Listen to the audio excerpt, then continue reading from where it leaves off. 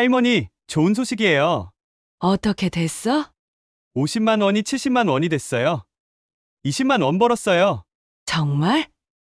그럼 이제 빼야 하는 거 아니야? 지금 정말 큰 기회가 왔어요. 이런 기회는 1년에 한 번 있을까 말까 해요. 지금 투자한 돈으로는 수익이 별로 안 나와요. 이런 큰 기회일 때는 좀 더 크게 투자해야 해요. 얼마나 더 해야 하는데? 최소 500만 원은 있어야 의미 있는 수익이 나와요. 지금 70만 원 가지고는 오늘 이야기는 가족이라 믿었던 사람들에게 평생 모은 전 재산을 잃어버린 한 할머니의 이야기입니다.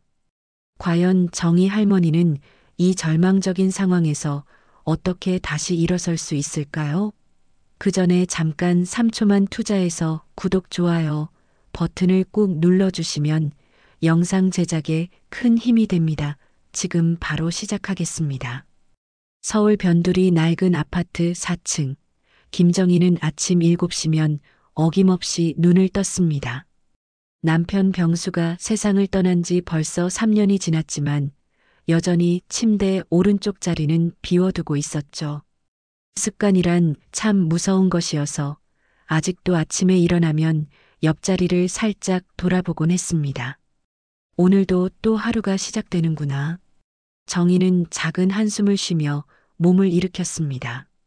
관절이 뻣뻣해서 일어나는 것도 예전 같지 않았지만 그래도 건강하게 하루를 시작할 수 있다는 것만으로도 감사했습니다. 간단한 아침 식사를 마치고 나면 정희의 일과는 정해져 있었습니다. 동네 복지관에서 하는 종이접기 봉사활동이 그것이었죠. 처음엔 시간을 때우려고 시작했던 일이었는데 어느새 정희에게는 없어서는 안 될 소중한 일상이 되었습니다. 정희 선생님, 오늘도 일찍 오셨네요. 복지관 직원 민수가 반갑게 인사를 건넸습니다. 정희는 환한 미소를 지으며 대답했습니다. 젊은 사람들이 바쁜데 우리 할머니들이라도 일찍 와야죠. 복지관에서 만나는 할머니들과 함께 색종이로 꽃을 접고 학을 접으며 이야기를 나누는 시간이 정희에게는 하루 중 가장 행복한 순간이었습니다. 다들 비슷한 처지라 그런지 서로의 마음을 잘 알아주었거든요. 정희야, 너는 그래도 손자가 자주 오잖아. 부럽다 부러워. 옆자리에 앉은 순남이 부러운 듯 말했습니다. 정희는 뿌듯한 표정을 지으며 고개를 끄덕였습니다. 그래, 도윤이는 정말 착해. 다른 녀석들은 명절에나 얼굴 비추는데 도윤이는 일주일에 한 번씩은 꼭 연락하더라고. 정희에게 도윤은 특별한 존재였습니다. 큰딸의 아들로 올해 27살이었지만 아직 정식 직장은 없었습니다. 하지만 정희는 그런 도윤을 탓하지 않았습니다. 요즘 젊은이들이 취업하기 얼마나 어려운지 잘 알고 있었거든요. 할머니, 안녕하세요. 오후 3시쯤 복지관 문이 열리며 익숙한 목소리가 들렸습니다.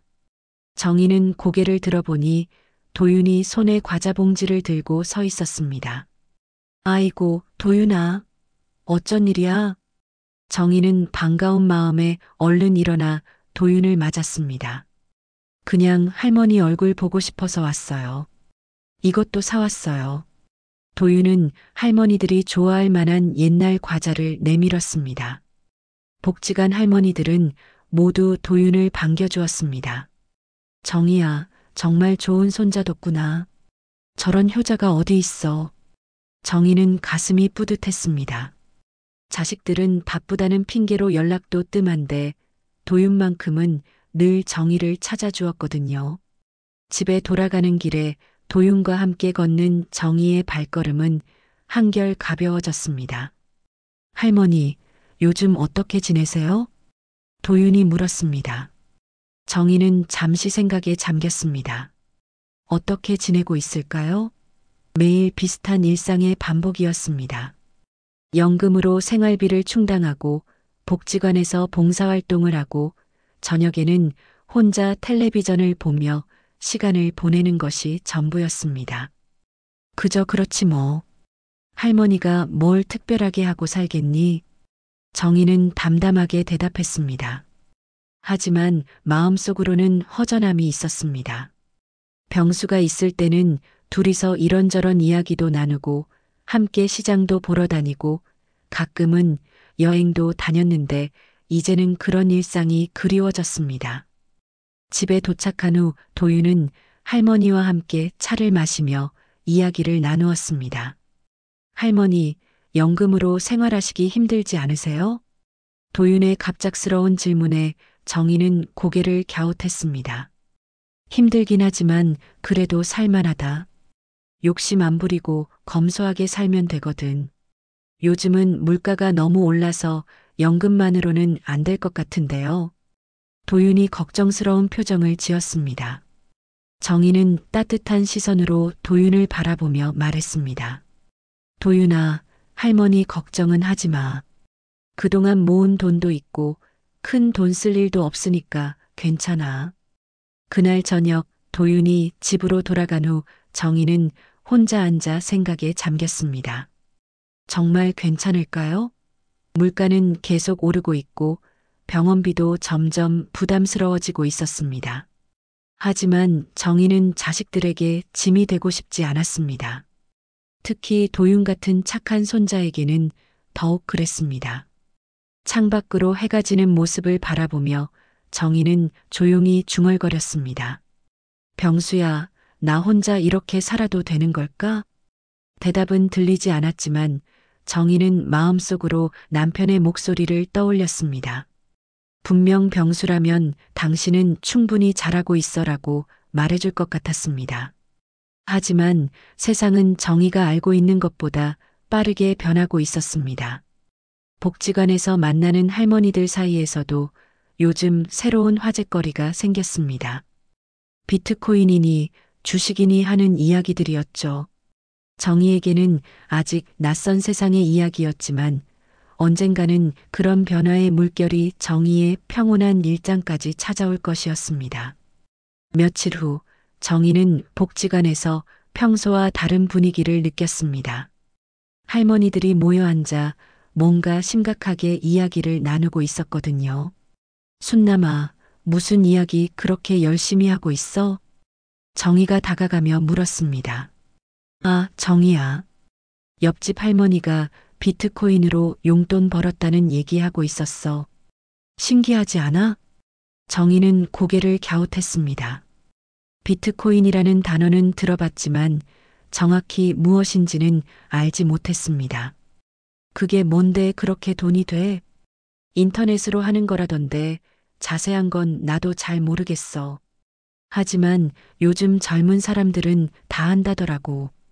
그날 오후 정희가 집에서 저녁을 준비하고 있는데 현관벨이 울렸습니다. 문을 열어보니 도윤이 서 있었습니다. 할머니, 안녕하세요. 아이고, 도윤아. 어서 들어와. 평소보다 기분이 좋아 보이는 도윤의 모습에 정희는 흐뭇한 미소를 지었습니다. 함께 앉아 차를 마시며 이런저런 이야기를 나누던 중 도윤이 조심스럽게 말을 꺼냈습니다. 할머니, 요즘 경제 상황이 어떤지 아세요? 경제 상황? 물가 오르고 어려워졌다는 얘기는 들었는데. 맞아요. 그런데 할머니처럼 연금만 받아서는 앞으로 더 힘들어질 것 같아요. 물가는 계속 오르는데 연금은 그대로잖아요. 정희는 차를 한 모금 마시며 생각에 잠겼습니다. 사실 요즘 들어 생활비가 부담스러워지고 있다는 것을 느끼고 있었거든요. 그래서 말인데요, 할머니. 도윤이 스마트폰을 꺼내며 말했습니다. 요즘은 다들 이런 걸로 투자해서 돈을 벌어요. 비트코인이라고 들어보셨죠? 정희는 복지관에서 들었던 그 단어를 떠올렸습니다. 들어보긴 했는데 그게 뭔지 잘 모르겠더라고. 간단해요. 인터넷으로 하는 투자인데 요즘은 할머니들도 많이 해요. 봐요. 여기 수익률 보세요. 도윤이 스마트폰 화면을 정희에게 보여줬습니다. 화면에는 복잡한 그래프와 숫자들이 가득했습니다. 친구 어머니는 작년에 100만 원 넣어서 300만 원 벌었대요. 3배나 번 거죠. 정희는 눈을 크게 떴습니다. 100만 원이 300만 원이 된다니 상상도 못했던 일이었습니다. 정말 그런 일이 가능해? 물론이죠. 요즘은 이게 대세예요. 은행 이자는 1년에 겨우 2, 3%인데 이건 몇 달 만에 2, 3배도 가능해요. 도윤의 말에 정희는 점점 관심이 생겼습니다. 하지만 동시에 불안감도 들었습니다. 그런데 위험하지 않을까? 할머니는 그런 어려운 거 잘 모르는데. 처음에는 저도 그렇게 생각했어요. 하지만 요즘은 안전한 방법들이 많아요. 그리고 할머니, 제가 도와드릴게요. 도윤은 자신 있는 표정으로 말했습니다. 처음은 제가 대신 해드릴게요. 조금만 넣어보고 괜찮으면 그때 더 해도 돼요. 어떠세요? 정희는 망설였습니다. 평생 은행 적금과 예금밖에 해본 적이 없는 정희에게는 낯선 세계였습니다. 도윤아, 그래도 할머니가 잘 모르는 일인데. 할머니, 요즘 세상은 빨라요. 안 하면 뒤처져요. 그리고 제가 있잖아요. 제가 할머니를 속이겠어요? 도윤의 진심 어린 표정을 보며 정희의 마음이 흔들렸습니다. 이 착한 손자가 자신을 속일 리는 없을 것 같았습니다. 그럼, 정말 조금만? 네. 처음에는 50만 원 정도만 해보세요. 그것도 제가 다 해드릴게요. 며칠 후, 도윤은 노트북을 가지고 정희의 집에 찾아왔습니다. 할머니, 인터넷 뱅킹부터 해야 해요. 요즘은 이런 거 없으면 아무것도 못해요. 정희는 처음 해보는 인터넷 뱅킹이 어색했습니다. 도윤이 하나하나 설명해주며 함께 설정을 마쳤습니다. 이제 여기서 돈을 이체하면 돼요. 간단하죠? 이렇게 하면 정말 안전한 거야? 물론이죠. 요즘은 할머니들도 다 이렇게 해요. 복지관에서도 곧 다른 할머니들이 하는 걸 보실 거예요. 정희는 떨리는 손으로 50만 원을 이체했습니다. 평생 처음 해보는 일이었지만 도윤이 옆에서 도와주니 그나마 안심이 되었습니다. 이제 며칠 지나면 수익이 보일 거예요. 걱정 마세요. 도윤이 떠난 후 정희는 혼자 앉아 생각에 잠겼습니다. 과연 잘한 일일까요? 하지만 도윤이 그렇게 확신에 차서 말하는데 틀릴 리는 없을 것 같았습니다. 며칠 후 도윤에게서 연락이 왔습니다. 할머니, 벌써 5만 원 올랐어요. 50만 원이 55만 원이 됐어요. 정희는 깜짝 놀랐습니다. 정말로 돈이 늘어난 것이었습니다. 정말? 그럼 이제 팔아야 하는 거 아니야? 아직 더 오를 것 같은데요. 조금만 더 기다려봐요. 그날 밤 정희는 설렘과 불안감이 섞인 복잡한 마음으로 잠을 청했습니다. 새로운 세상에 발을 들인 것 같았지만 아직은 모든 것이 낯설고 어색했습니다. 하지만 도윤이 있으니 괜찮을 것이라고 스스로를 달랬습니다. 사실 정희는 알지 못했습니다. 이것이 시작에 불과하다는 것을, 그리고 자신이 걷고 있는 길이 어디로 향하는지도 말입니다. 일주일이 지났습니다. 정희는 매일 도윤에게서 오는 소식을 기다렸습니다. 투자한 돈이 어떻게 되고 있는지 궁금했거든요. 할머니, 좋은 소식이에요. 도윤의 전화를 받은 정희는 가슴이 두근거렸습니다. 어떻게 됐어? 50만 원이 70만 원이 됐어요. 20만 원 벌었어요. 정희는 믿을 수 없다는 표정을 지었습니다. 은행 적금으로는 1년을 넣어도 이런 이자를 받을 수 없는데 일주일 만에 20만 원이라니요. 정말? 그럼 이제 빼야 하는 거 아니야? 할머니, 잠깐만요. 지금 큰 기회가 오고 있어요. 이번 주에 엄청난 상승이 예상돼요. 도윤의 목소리에는 흥분이 섞여 있었습니다. 며칠 후 도윤이 다시 정희의 집을 찾아왔습니다. 평소와는 다른 진지한 표정이었습니다. 할머니, 정말 중요한 얘기가 있어요. 무슨 일이야? 지금 정말 큰 기회가 왔어요. 이런 기회는 1년에 한 번 있을까 말까 해요. 도윤은 스마트폰을 꺼내 복잡한 차트를 보여주며 설명하기 시작했습니다. 여기 보세요. 이 패턴은 대폭락 직전의 신호예요. 그런데 그 다음에는 반드시 대폭등이 와요. 정희는 화면을 들여다봤지만 무슨 말인지 이해할 수 없었습니다. 도윤아, 할머니는 그런 어려운 건 잘 모르겠어. 괜찮아요. 제가 다 연구했어요. 이번에는 정말 확실해요. 하지만 문제가 있어요. 무슨 문제? 지금 투자한 돈으로는 수익이 별로 안 나와요. 이런 큰 기회일 때는 좀 더 크게 투자해야 해요. 정희는 불안한 마음이 들었습니다. 얼마나 더 해야 하는데? 최소 500만 원은 있어야 의미 있는 수익이 나와요. 지금 70만 원 가지고는. 도윤이 말을 흐렸습니다. 정희는 망설였습니다. 500만 원이라면 정희에게는 큰 돈이었습니다. 도윤아, 그건 너무 큰 돈이야. 할머니가 한 달에 쓰는 돈이 얼마인지 아니? 할머니, 그러니까 더 해야 하는 거예요. 이번 한 번만 성공하면 앞으로 몇 년은 편하게 사실 수 있어요. 도윤은 의자를 정히 가까이 당기며 진지하게 말했습니다. 할머니, 솔직히 말씀드릴게요. 요즘 물가 오르는 속도 보셨죠? 연금만으로는 앞으로 더 힘들어져요. 이번 기회 놓치면 언제 또 이런 기회가 올지 몰라요. 정희는 고민에 빠졌습니다. 도윤의 말이 틀린 것 같지는 않았습니다. 요즘 들어 마트에서 장을 볼 때마다 가격이 오른 것을 실감하고 있었거든요. 그런데 이르면 어떻게 해? 할머니, 제가 지난주에 20만 원 벌어드렸잖아요. 저를 믿어주세요. 도윤의 간절한 표정을 보며 정희의 마음이 흔들렸습니다. 정말 확실한 거야? 네, 100% 확신해요. 이런 기회는 정말 드물어요. 정희는 한참을 고민했습니다. 그동안 도윤이 자신에게 얼마나 잘해줬는지 생각했습니다. 다른 자식들은 연락도 잘 안 하는데 도윤만은 늘 자신을 챙겨줬습니다. 그럼 300만 원 정도는 어떨까? 할머니, 300만 원으로는 정말 아쉬워요.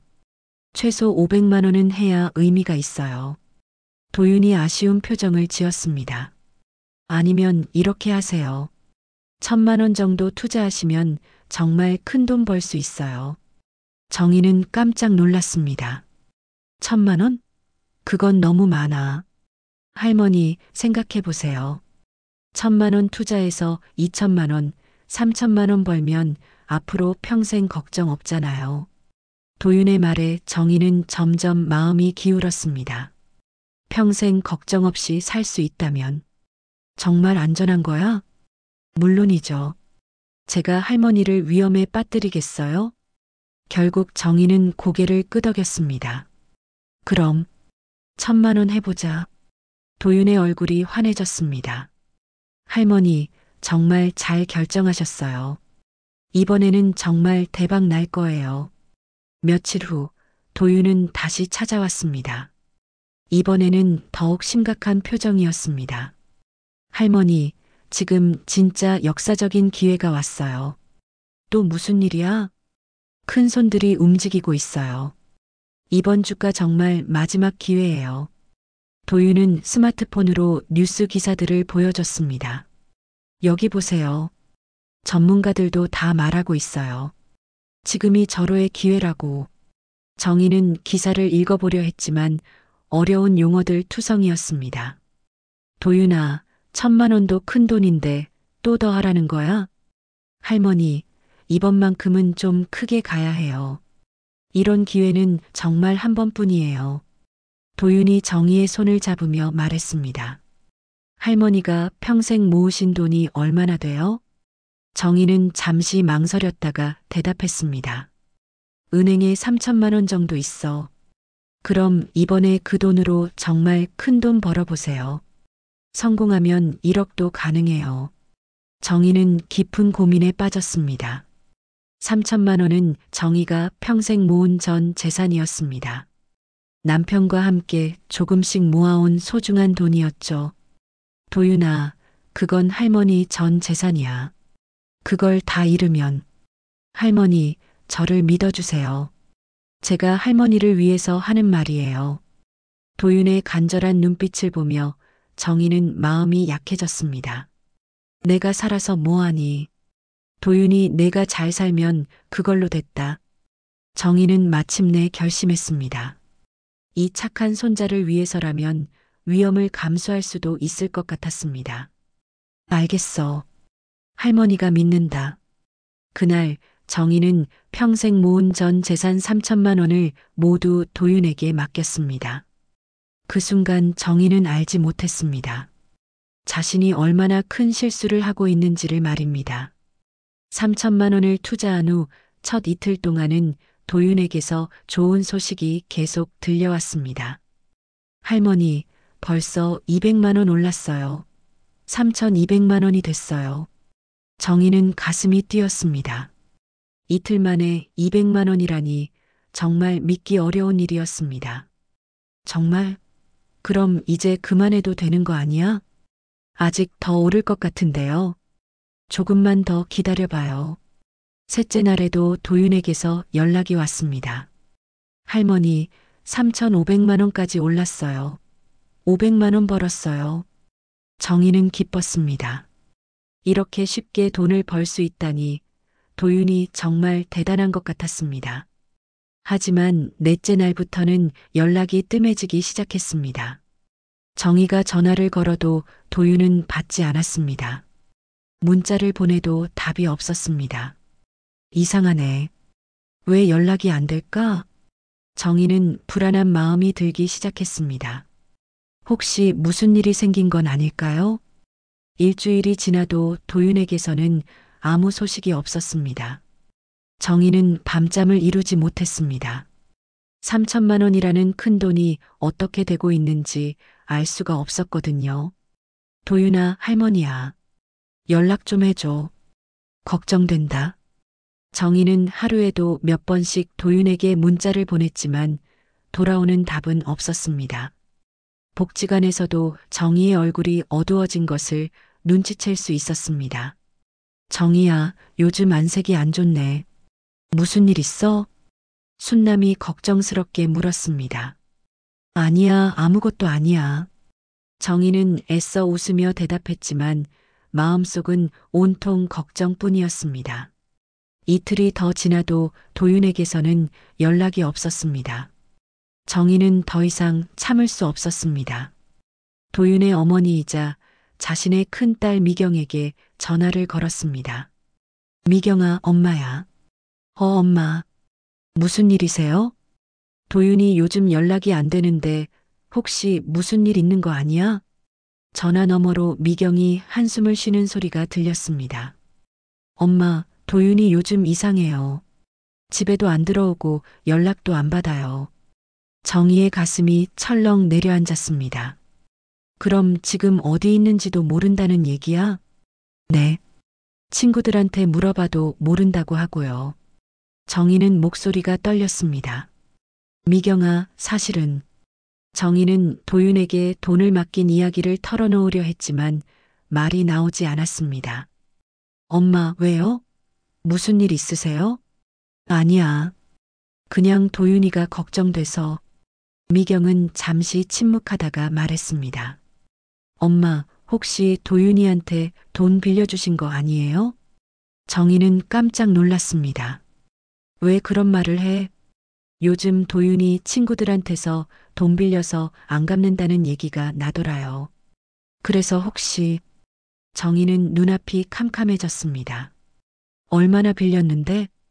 정확한 액수는 모르겠지만 꽤 많이 빌린 것 같아요. 그 친구들이 집까지 찾아와서 난리였어요. 정희는 손이 덜덜 떨렸습니다. 미경아, 엄마가 투자한다고 도윤이한테 3천만 원을 줬어. 전화 너머로 미경이 깜짝 놀라는 소리가 들렸습니다. 뭐라고요? 3천만 원? 비트코인 투자한다고 해서 수익도 나고 있다고 했는데 엄마, 왜 그런 큰 돈을 그냥 줘요? 도윤이가 요즘 얼마나 이상한지 모르세요? 미경의 목소리가 높아졌습니다. 그럼 내 돈은 어떻게 되는 거야? 모르겠어요. 일단 도윤이를 찾아야겠어요. 정희는 전화를 끊고 그 자리에 주저앉았습니다. 3천만 원.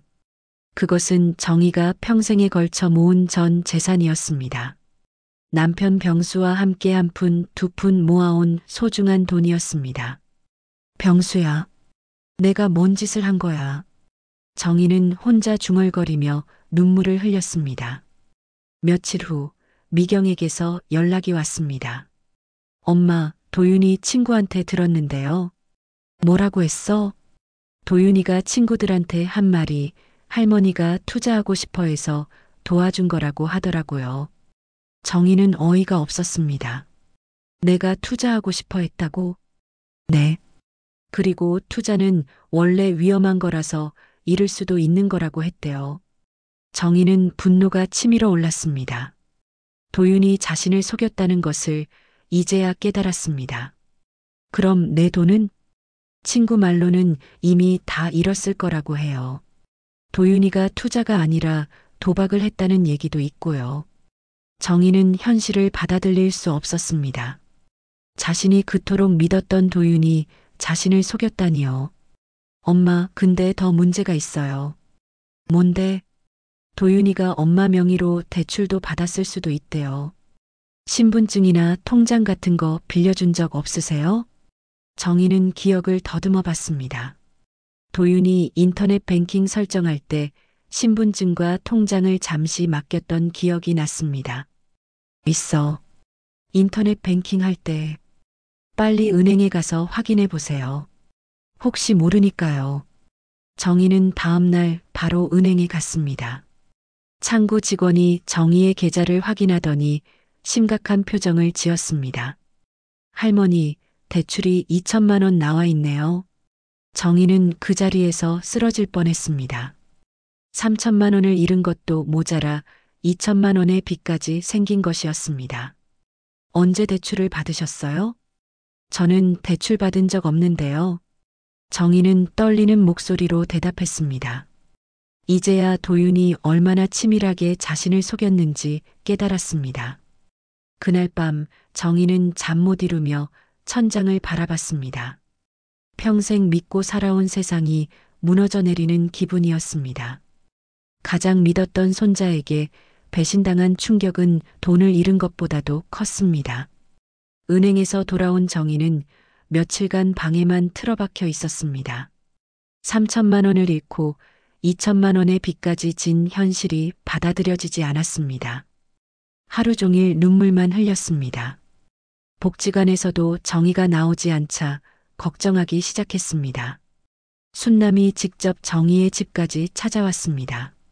정의야, 문 열어. 무슨 일이야? 정의는 문을 열고 순남을 맞았습니다.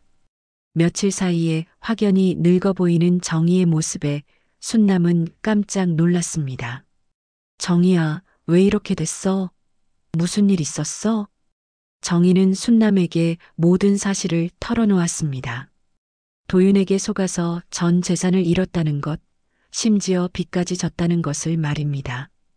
세상에, 그런 일이. 순남은 할 말을 잃었습니다. 정희야, 그래도 가족들이 도와주겠지? 큰딸한테 얘기해봤어? 정희는 고개를 저었습니다. 아직 큰딸 미경에게는 대출 이야기까지는 하지 못했습니다. 며칠 후 정희가 그동안의 일을 정리하려고 애쓰고 있을 때 현관벨이 울렸습니다. 문을 열어보니 큰딸 미경이 서 있었습니다. 엄마, 안녕하세요. 미경의 표정이 평소와 달랐습니다. 무언가 결심한 듯한 표정이었습니다. 미경아, 어서 들어와. 둘은 거실에 앉았습니다. 미경은 차분한 목소리로 말했습니다.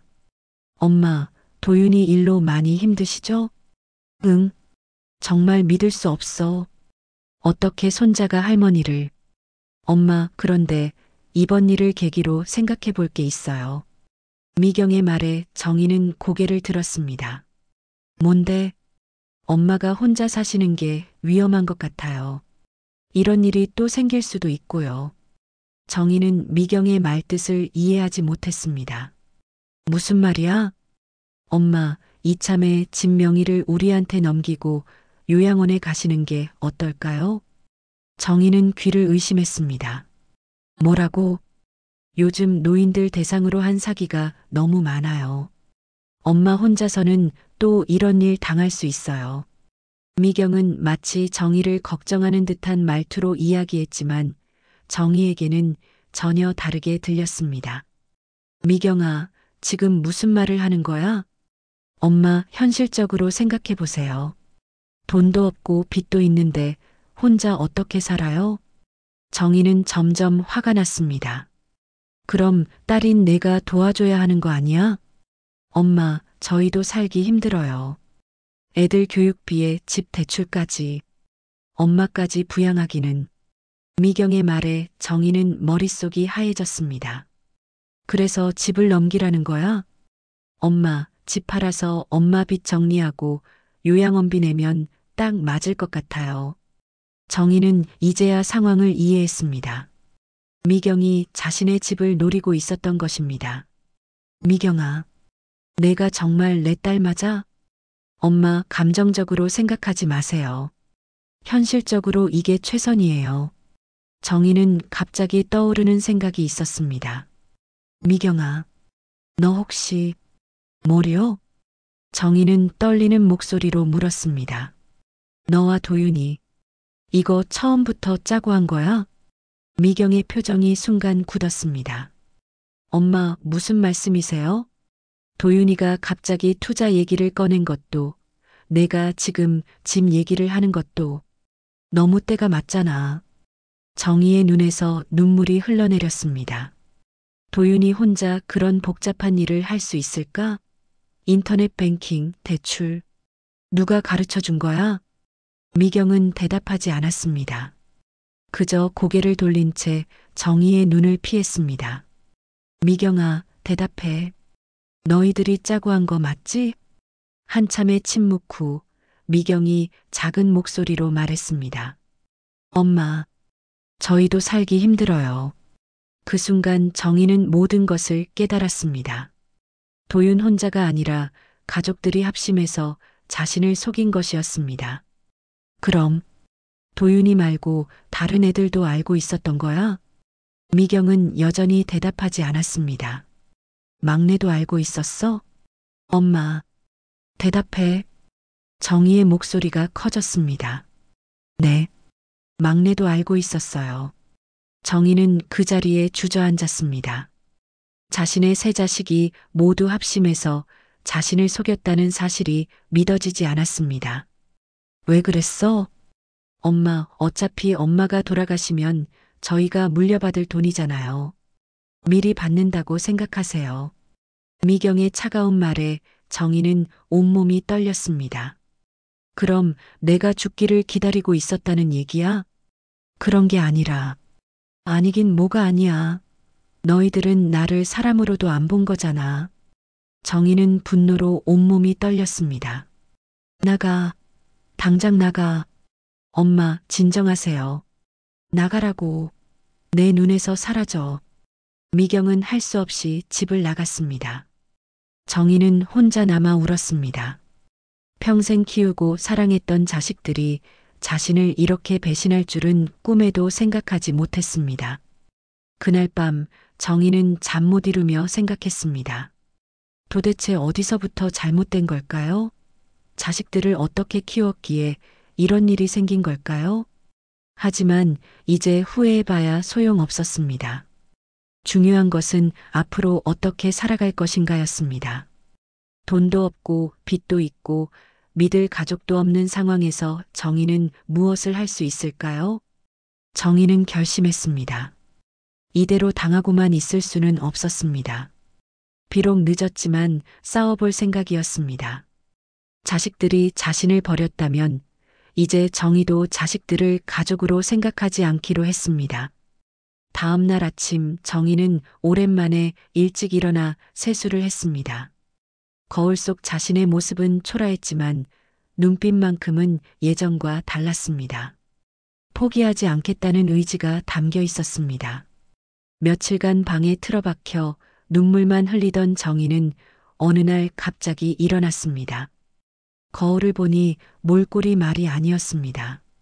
하지만 정희의 눈에는 전에 없던 결기가 서려 있었습니다. 이대로 끝낼 순 없어. 정희는 중얼거리며 오래된 수첩을 꺼냈습니다. 그 안에는 고등학교 동창들의 연락처가 적혀 있었습니다. 그 중에서 한 사람의 이름을 찾았습니다. 박선옥. 고등학교 때부터 똑똑하기로 유명했던 친구였습니다.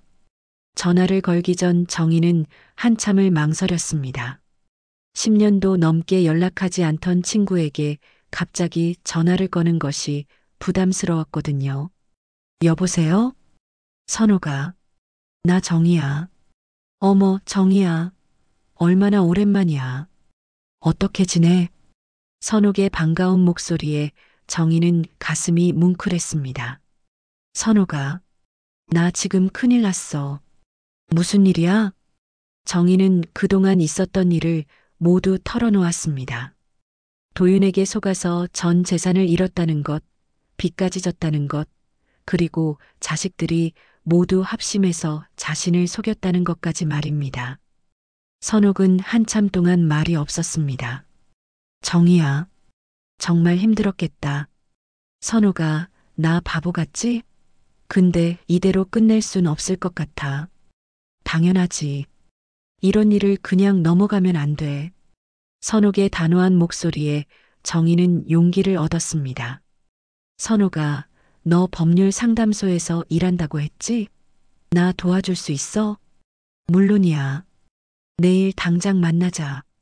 다음 날 정희는 오랜만에 외출 준비를 했습니다. 거울을 보며 화장도 했습니다. 창백했던 얼굴에 조금이나마 생기가 돌았습니다. 법률 상담소에서 만난 선옥은 정희를 따뜻하게 맞아주었습니다. 정희야, 많이 힘들었지? 응. 정말 죽고 싶을 정도였어. 선옥은 정희의 손을 잡으며 말했습니다. 이제 그런 생각하지 마. 우리가 해결해보자. 선옥은 정희가 가져온 자료들을 꼼꼼히 살펴봤습니다. 도윤과 주고받은 문자 메시지들, 계좌 이체 내역, 통장 사본, 대출 서류들이었습니다. 정희야, 이거 명백한 사기야. 특히 내 동의 없이 대출받은 건 더 심각해. 정말? 그럼 내가 고소할 수 있는 거야? 당연하지. 아니, 고소해야 해. 이런 일이 또 생기지 않게 하려면 말이야. 선옥은 고소장 작성을 도와주겠다고 했습니다. 정희는 집에 돌아가서 그동안의 일들을 자세히 정리하기 시작했습니다.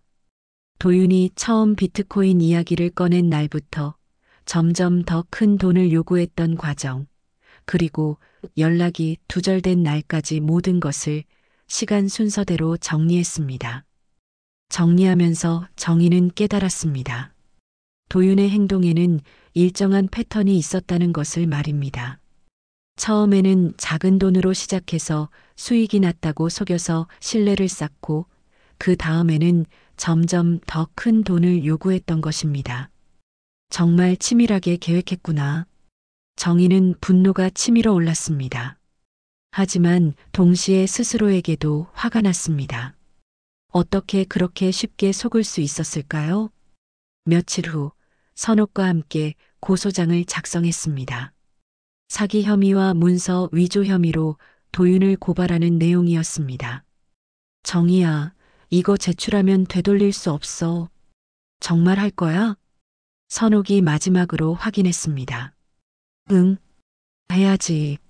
내가 당한 일이 또 다른 할머니한테 일어나면 안 되잖아. 정희는 단호하게 대답했습니다.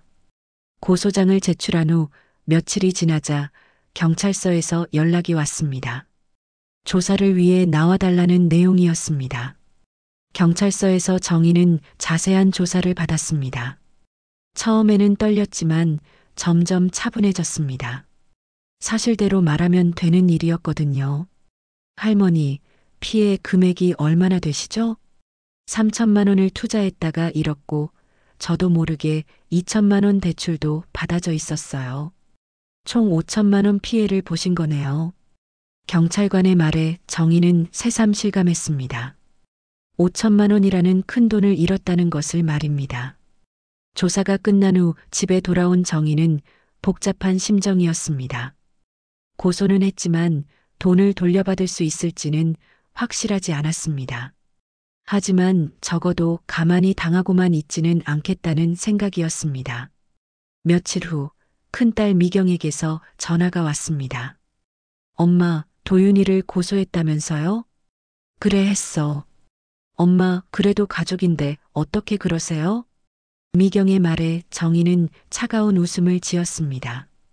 가족? 가족이 가족을 이렇게 속이나? 엄마, 미경아, 너희들이 먼저 나를 가족으로 안 본 거잖아. 이제 와서 가족 타령하지 마. 엄마, 고소 취하하세요. 동네에서 뭐라고 하겠어요. 동네에서 뭐라고 하든 상관없어. 나는 내가 할 일을 할 뿐이야. 정희는 단호하게 말하고 전화를 끊었습니다. 그날 밤 정희는 남편 병수의 사진을 보며 말했습니다. 병수야, 내가 잘하고 있는 거 맞지? 이렇게 당하고만 있으면 안 되잖아. 사진 속 남편은 따뜻한 미소를 짓고 있었습니다. 정희는 남편이 자신의 결정을 지지해 줄 것이라고 믿었습니다. 며칠 후 경찰서에서 또 연락이 왔습니다. 도윤이 조사를 받기 위해 경찰서에 출석했다는 내용이었습니다. 할머니, 용의자가 범행을 일부 시인했습니다. 경찰관의 말에 정희는 안도했습니다. 적어도 자신이 거짓말하는 것이 아니라는 것이 증명된 셈이었습니다. 하지만 돈을 돌려받는 것은 별개의 문제였습니다. 도윤이 받은 돈은 이미 다른 곳에 사용했을 가능성이 높았거든요. 그래도 포기하지 않을 거야. 정희는 스스로에게 다짐했습니다. 비록 돈을 잃었지만 자존심까지 잃을 수는 없었습니다. 그리고 무엇보다 이런 일이 다른 노인들에게 일어나지 않도록 해야 했습니다. 고소장을 제출한 지 석 달이 지났습니다. 그동안 정희는 경찰서를 몇 번 더 오가며 조사에 협조했습니다. 선옥이 옆에서 도와줘서 많은 힘이 되었습니다. 어느 날 검찰청에서 연락이 왔습니다. 도윤이 정식 기소되어 재판에 넘겨진다는 소식이었습니다. 정희야, 드디어 재판이 열린다. 선옥이 기쁜 목소리로 전화했습니다. 정말? 그럼 이제 끝나는 거야? 아직 시작이야. 재판에서 이겨야 해. 첫 재판날 정희는 떨리는 마음으로 법정에 들어섰습니다. 넓고 엄숙한 법정이 무서웠지만 선옥이 옆에 있어서 그나마 안심이 되었습니다. 피고인석에 앉은 도윤을 보는 순간 정희의 가슴이 아팠습니다. 그렇게 예뻐했던 손자가 수갑을 차고 앉아 있는 모습이 믿어지지 않았습니다. 도윤의 옆에는 변호사와 함께 중년 남성이 한 명 더 앉아 있었습니다. 아마 도윤의 아버지인 것 같았습니다. 정희는 그 사람과 눈이 마주치자 고개를 돌렸습니다. 재판이 시작되자 검사가 기소 내용을 읽어 내려갔습니다. 피고인 김도윤은 2024년 11월부터 2025년 1월까지 피해자 김정희를 상대로 가상화폐 투자를 빌미로 3천만 원을 편취하고 피해자 명의로 무단 대출을 받아 2천만 원을 편취한 혐의로 기소되었습니다. 정희는 법정에서 다시 한번 그 끔찍한 순간들을 떠올렸습니다. 도윤의 변호사가 일어나 말했습니다. 피고인은 할머니를 속일 의도가 없었습니다. 실제로 투자를 했으나 실패한 것뿐입니다. 하지만 검사는 준비된 증거들을 하나씩 제시했습니다. 피고인이 받은 돈의 사용 내역을 보면 투자와는 전혀 관련이 없습니다. 카드 빚 상환과 도박에 사용된 것으로 확인됩니다. 그 순간 충격적인 사실이 밝혀졌습니다.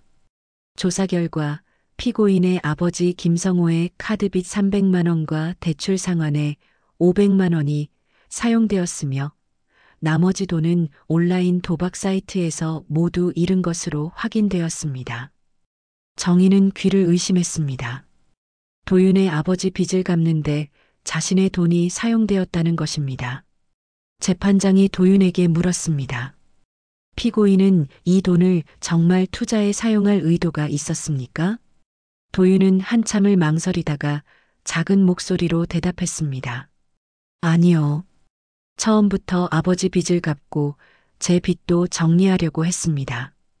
정희는 그 자리에서 쓰러질 뻔했습니다. 도윤이 처음부터 자신을 속일 계획이었다는 것입니다.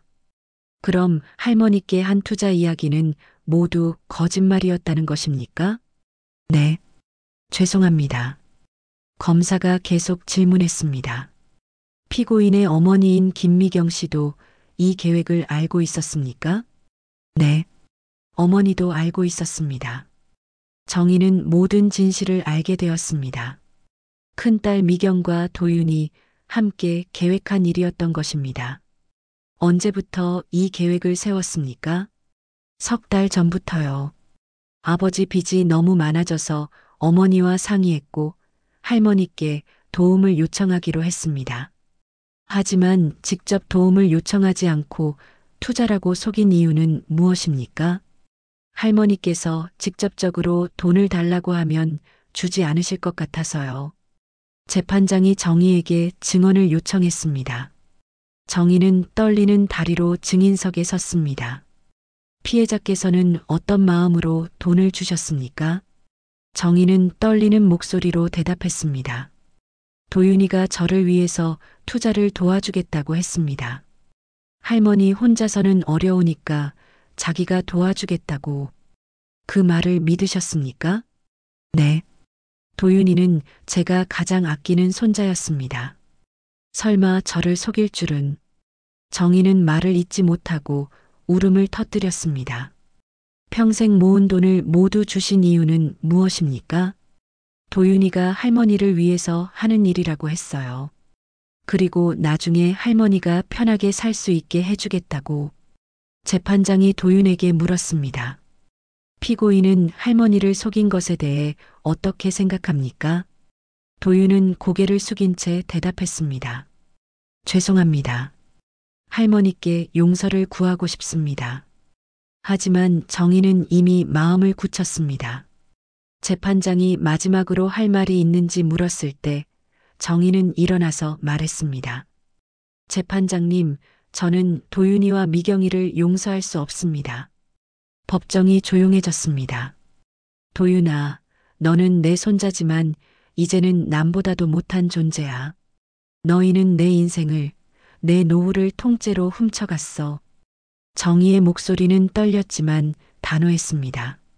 미경아, 너도 마찬가지야. 내가 내 딸이라는 게 부끄럽다. 방청석에 앉아있던 미경은 고개를 들지 못했습니다. 저는 돈을 돌려받는 것보다 이들이 제대로 된 처벌을 받기를 원합니다. 그래야 다른 할머니들이 저 같은 피해를 당하지 않을 것입니다. 재판장은 정희의 말을 경청했습니다. 몇 주 후 선고가 내려졌습니다. 도윤은 징역 2년에 집행유예 3년이 선고되었습니다. 그리고 피해 금액 5천만 원을 배상하라는 명령도 내려졌습니다. 법정을 나서며 정희는 복잡한 마음이었습니다. 승리했지만 기쁘지 않았습니다. 가족을 잃었다는 상실감이 더 컸습니다. 정희야, 잘했어. 용기 있는 결정이었어. 선옥이 정희의 어깨를 다독여 주었습니다. 선옥아, 내가 잘한 거 맞을까? 당연하지. 내가 싸우지 않았다면 이들은 계속 다른 사람들을 속였을 거야. 정희는 고개를 끄덕였습니다.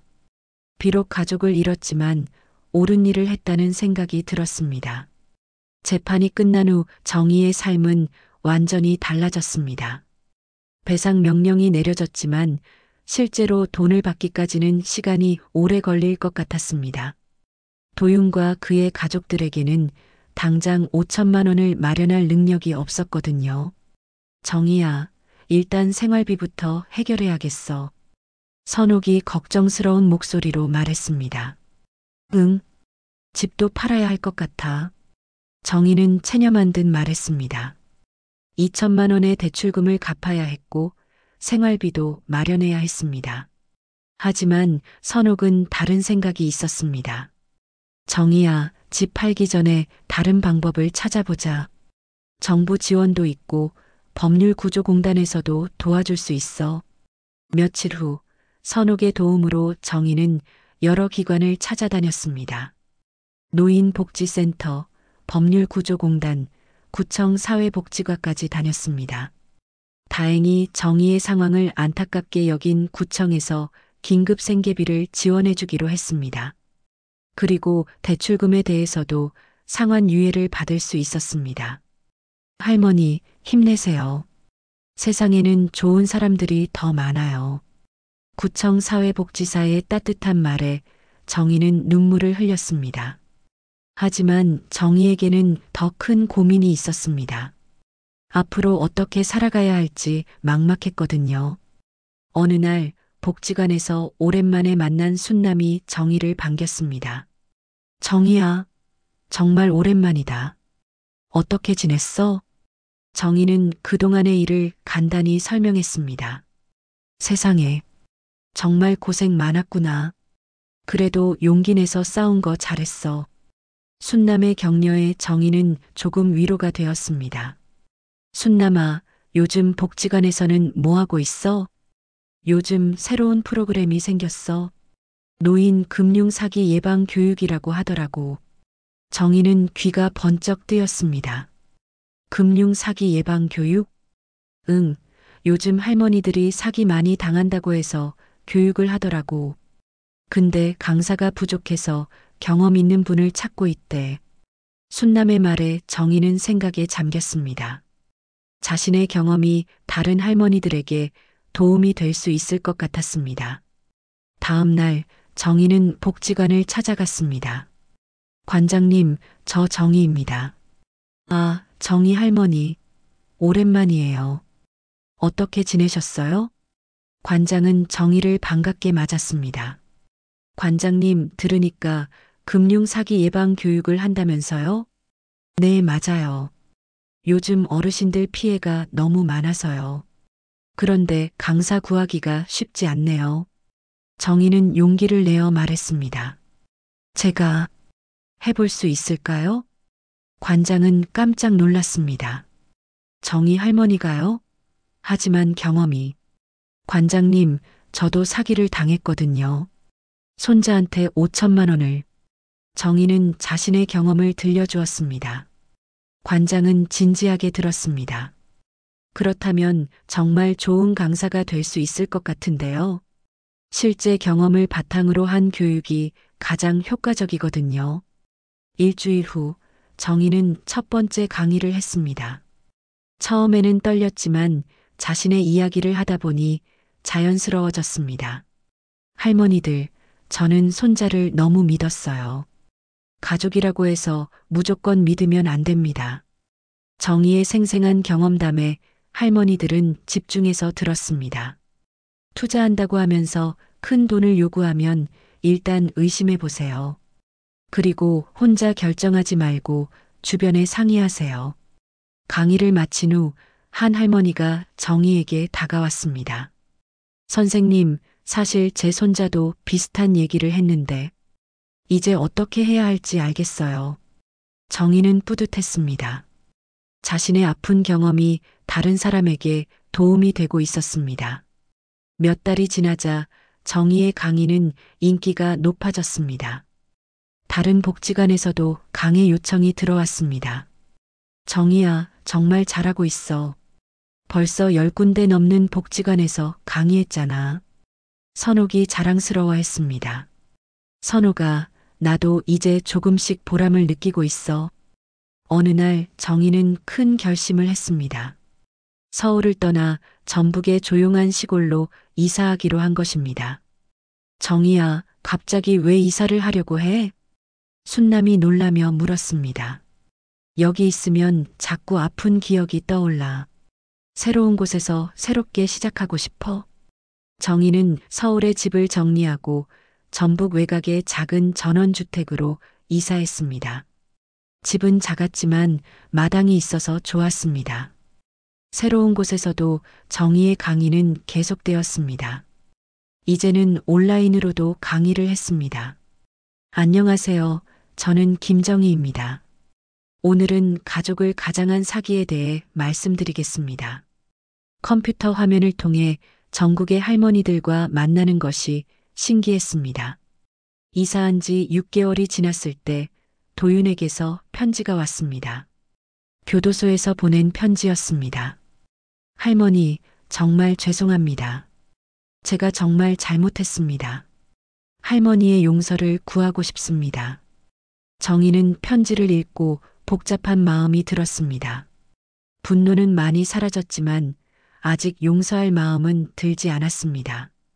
하지만 답장은 쓰기로 했습니다. 도윤아, 내 편지 잘 받았다. 용서는 아직 어렵지만 내가 진정으로 반성하고 있다는 것은 알겠다. 출소 후에는 다른 사람들에게 피해 주지 말고 바르게 살아라. 어느 저녁 정희는 마당에서 차를 마시며 석양을 바라봤습니다. 잃어버린 돈보다 더 소중한 것을 되찾았다는 생각이 들었습니다. 병수야, 나 이제 괜찮아. 힘들었지만 이겨냈어. 하늘을 바라보며 정희는 조용히 미소 지었습니다. 새로운 이웃들도 정희를 따뜻하게 맞아주었습니다. 마을 회관에서도 가끔 강의를 했습니다. 그날 이후로 전 가족이라는 말이 무섭더군요. 하지만 세상은 아직 괜찮습니다. 믿을 사람은 다시 생기더라고요. 정희는 새로운 사람들과의 만남을 통해 다시 한번 희망을 찾았습니다. 비록 가족에게는 배신당했지만 세상에는 여전히 좋은 사람들이 많다는 것을 깨달았습니다. 마당에 심은 꽃들이 피어나듯 정희의 마음에도 다시 꽃이 피기 시작했습니다. 고통스러운 경험이었지만 그 경험을 통해 더 많은 사람들을 도울 수 있게 되었다는 것이 정희에게는 큰 위로가 되었습니다.